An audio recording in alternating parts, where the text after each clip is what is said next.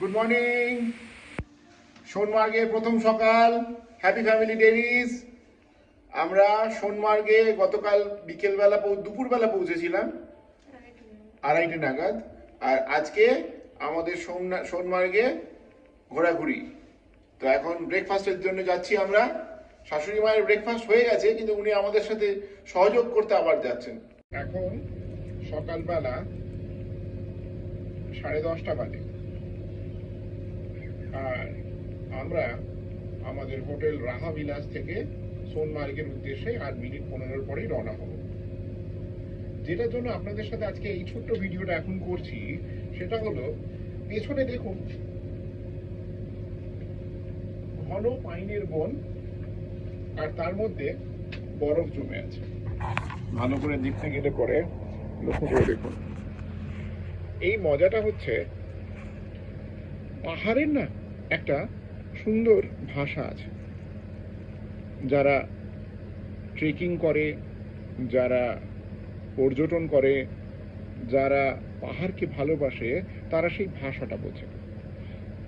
আমরা দেখুন যারা শহরে থাকি, তারা ছট করে বছরে একবার পাহাড়ে এসে পাহাড়ের ভাষা বুঝতে পারবো না। তেমনি জঙ্গলেরও আলাদা ভাষা আছে। জঙ্গলের ভাষা, পাহাড়ের ভাষা বোঝার জন্য একটু তাদের সাথে, তাদের কাছে থাকতে হয়। যে মজার কথাটা আপনাদের বলি সেটা হচ্ছে, আপনারা লক্ষ্য করে দেখবেন পাহাড়ের একটা ধার দিয়ে বরফ পড়ছে। পাহাড়ে পথ হারিয়ে গেলে অনেক সময় এই বিষয়টা যারা পথ হারাচ্ছে তারা নজরে রাখে যে কোন দিক দিয়ে পাহাড়ের বরফটা পড়েছে। তবে স্নো লাইন পেরিয়ে যাওয়ার পর আর এই জিনিসটা কাজে দেবে না। তার কারণ তখন চতুর্দিকে বরফ, তখন আর পূব দিক পশ্চিম দিকের ঠাহর করা যাবে না। চলুন সোনমার্গ ঘুরে আসি, আবার ফিরে এসে আজকে দুপুরবেলা বিকেলবেলা আপনাদের সাথে সময় কাটাবো।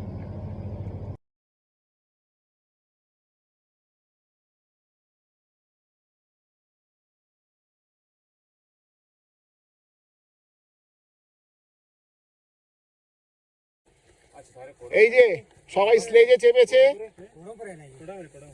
স্লেজ কমপ্লিট হয়ে গেছে। এবার দেখুন আমরা চলে এসেছি থাজিওয়াস গ্লেসিয়ার।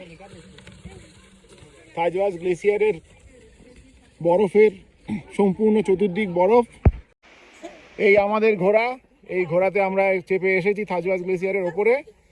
এবারে আবার আরে উঠে পড়ো, ওকে ফেরত যেতে হবে। এবারে চলো ঘুরে পে বাপস। ভিডিও করছি এখন, এটা হচ্ছে রিস্কি ভিডিও। ঘোড়ার মধ্যে চেপে এক হাতে ঘোড়াকে ধরে আর এক হাতে ভিডিও। চলেই তো এলাম গো। Tata tata, bye bye, bye bye. চতুর্দিকে বরফ। এই মুহূর্তে ঘোড়ার মধ্যে চেপে, টাট্টু ঘোড়ায় চেপে যাচ্ছি। पीछे पीछे पीछे पीछे पीछे पीछे बराबर बैठो मां, बराबर बैठो, बराबर ট্রেচ্চো।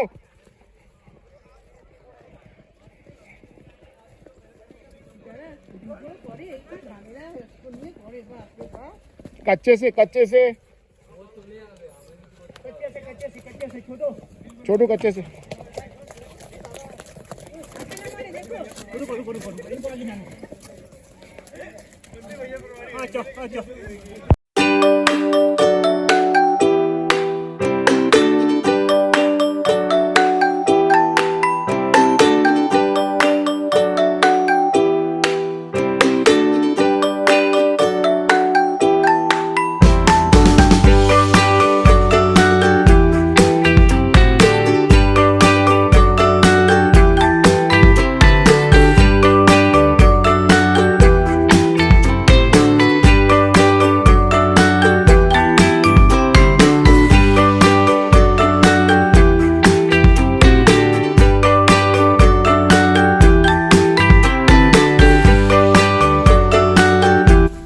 এই যে সোনমার্গে ঘোড়ায় চড়ে স্লেজ গাড়িতে চেপে আর কি অবস্থা বলুন মাঝি, একটু বলুন কেমন লাগলো?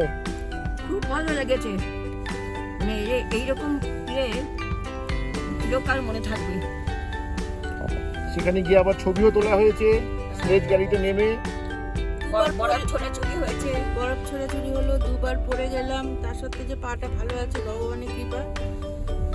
যাই হোক, ফটোগুলো সব আপলোড করা হবে, দেখানো হবে।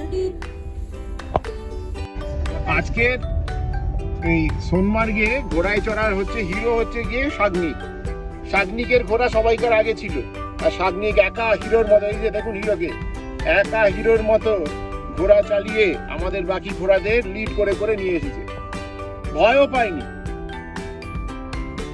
তারপরে দেখছি ঘোড়াওয়ালা শাগনিককে বলছে বাবু লেফট করো, বাবু রাইট করো। ও দেখছি তাই করে, আমি করছি কি করে। তারপরে দেখছি হাতের মধ্যে লাগামটা নিয়ে একবার ডান দিকে একবার বাদিকে টানছে। এই যে আসছেন আমার অর্ধাঙ্গিনী, আজকে দুবার আচার খেয়েছেন, তাতেও মানে বেড়ানোর শখ যায় না। দুটো আচার খেয়ে তারপরে দুপুরে ভাত না খেয়ে এখন বলছেন একটু রিল করলে কেমন হয়। বলুন কি বলতে চান আপনি, যারা এখানে বেড়াতে আসবে তাদের জন্য আপনি কি বলতে চান?